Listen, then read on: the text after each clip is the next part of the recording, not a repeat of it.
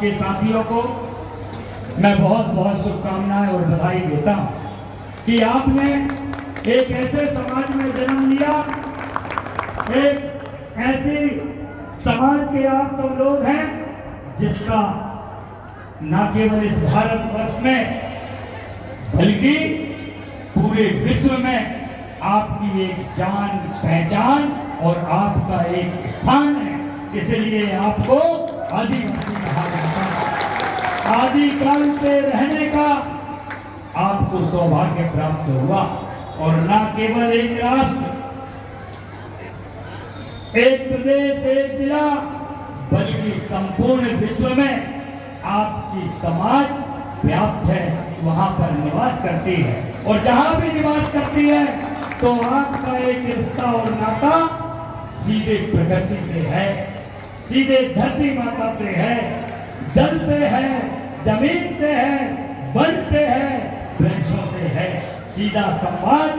और सीधा रहवास आपका प्रकृति के साथ में जुड़ा हुआ है। इसलिए कहा गया है,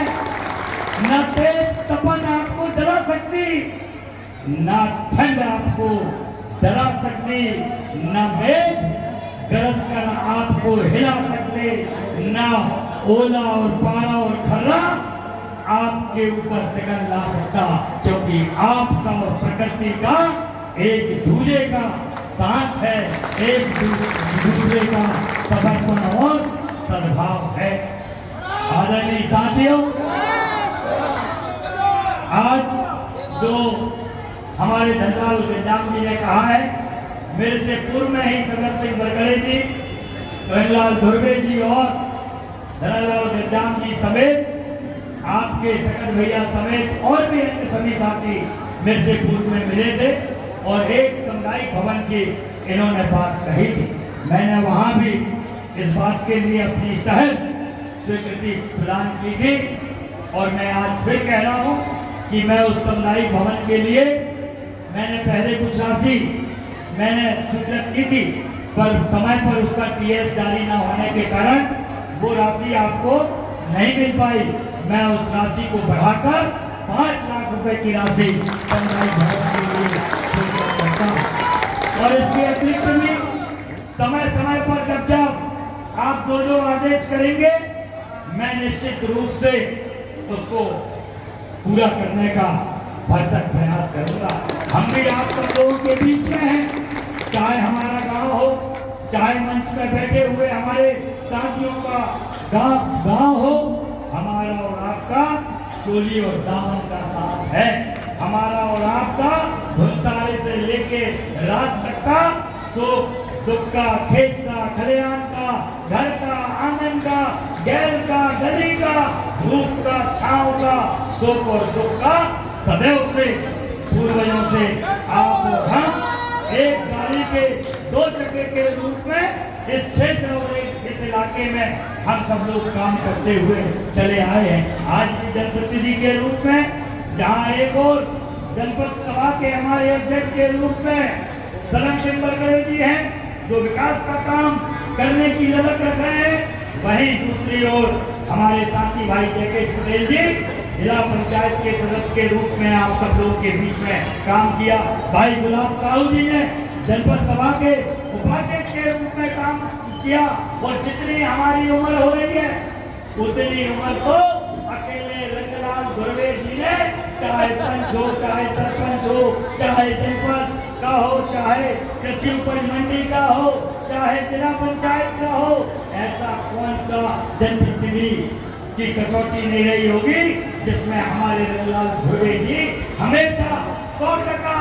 खड़े उतरने का उन्होंने काम किया है। आज रावीन साई जी जिला पंचायत के सदस्य के रूप में काम कर रहे हैं। हम सब मिलकर इस क्षेत्र की उन्नति, प्रगति, बहबूदी, तरक्की, विकास के लिए संकल्पित हैं और आप सबकी कृपा और आशीर्वाद से ही हम आज विधायक के रूप में, जनप्रतिनिधि के रूप में, आपके सेवक के रूप में आज हम अपनी भावनाओं को आप सबके बीच में यहाँ पर व्यक्त कर रहे हैं। जब भी हमारी जानकारी में आप सब लोगों की बात आएगी, निश्चित रूप से हम उसे पूरा करने का पूरा भरसक प्रयास करेंगे। आज हम सब सौभाग्यशाली हैं कि जब हमारा राष्ट्र और ये भारत गुलामी की बेड़ियों में जकड़ा हुआ था तो हर जात, हर समाज, हर वर्ग के लोगों ने स्वतंत्रता संग्राम की लड़ाई में सहयोग और साथ देकर इस भारत देश को आजाद कराने का काम किया। हर समाज के लोगों ने आगे आकर इस देश को आजाद कराया। उसमें शंकर साय, रघुनाथ साय जैसे राजा जो हमारे गोंडवाना लैंड के हुए, उनको तो ब्रिटिश हुकूमत ने, अंग्रेजों ने तोप के मुंह के सामने बांधकर उनको तोप से उड़ा दिया।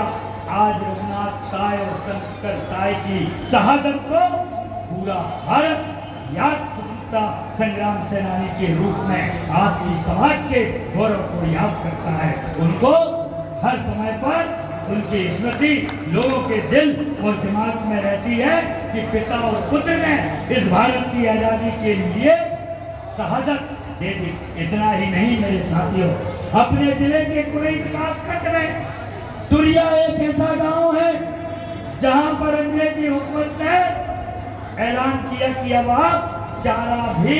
नहीं काट सकते। तो मेरे साथियों, जब इस जिले में, सिवनी जिले में, तुरिया में जब चारा सत्याग्रह हुआ तो बिरजू भोई और रेनो भाई ने उनके समेत 4 लोगों को अंग्रेजों ने तोप से उड़ा दिया। आज दुनिया में शहीद स्मारक इस बात का प्रमाण और प्रेरणादायक है कि इस आजादी की लड़ाई में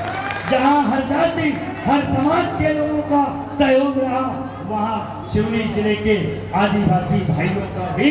एक अपना इतिहास इस देश की स्वतंत्रता की लड़ाई में अव्वल रहा है। मैं इस आदिवासी दिवस के शुभ अवसर पर जो भी आदिवासी भाइयों ने इस भारत की आजादी में अपनी शहादत को आज आदिवासी दिवस के अवसर पर मैं विनम्र श्रद्धांजलि उनके श्री चरणों में अर्पित करता हूँ।